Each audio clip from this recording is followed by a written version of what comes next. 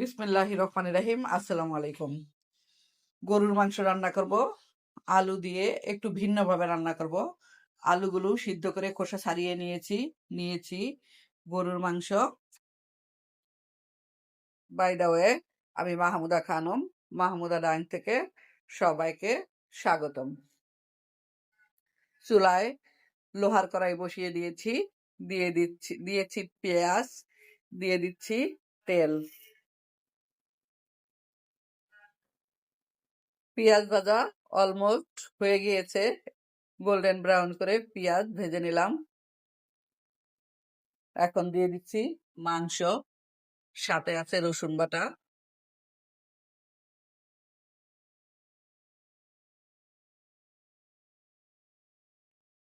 মাংস আর রসুন একটু নেড়ে চেড়ে দিচ্ছি। দিয়ে দিচ্ছি স্বাদ মতো লবণ।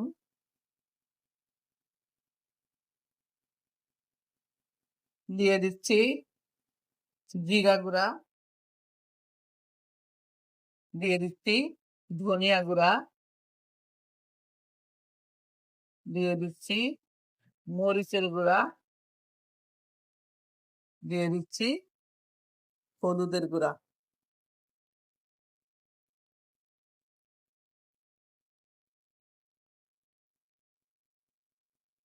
সামান্য পানি দিব, দিয়ে ঢাকনা দিয়ে ঢেকে মাংস সিদ্ধ করে নেব। মাংস ঢাকনা দিয়ে ঢেকে সিদ্ধ করে নিলাম। এখন আলু দিয়ে দিব। 4টা বড় সাইজের আলু সিদ্ধ করে নিয়েছি।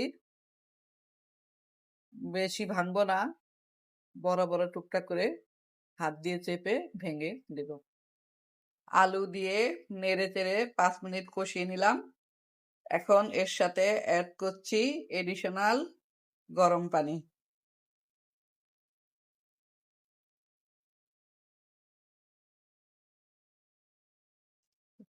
ফুটন্ত গরম পানি দেওয়ার পর 5 মিনিট রান্না করলাম। এ পর্যায়ে দিয়ে দিচ্ছি তেলে রাখা গরম মশলা, তেলে পাটায় গুঁড়া করে নিয়েছি। সাথে আছে জিরা, এলাচ, দারচিনি, লবঙ্গ, গোলমরিচ আর জিরা।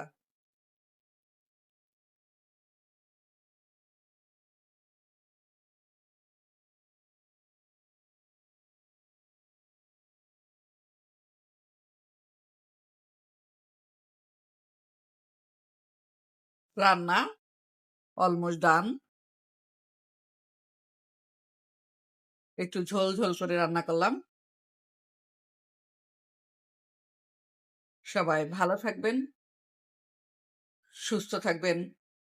ফিরে আসবো নতুন কোনো রেসিপি নিয়ে। আল্লাহ হাফেজ। আসসালামু আলাইকুম।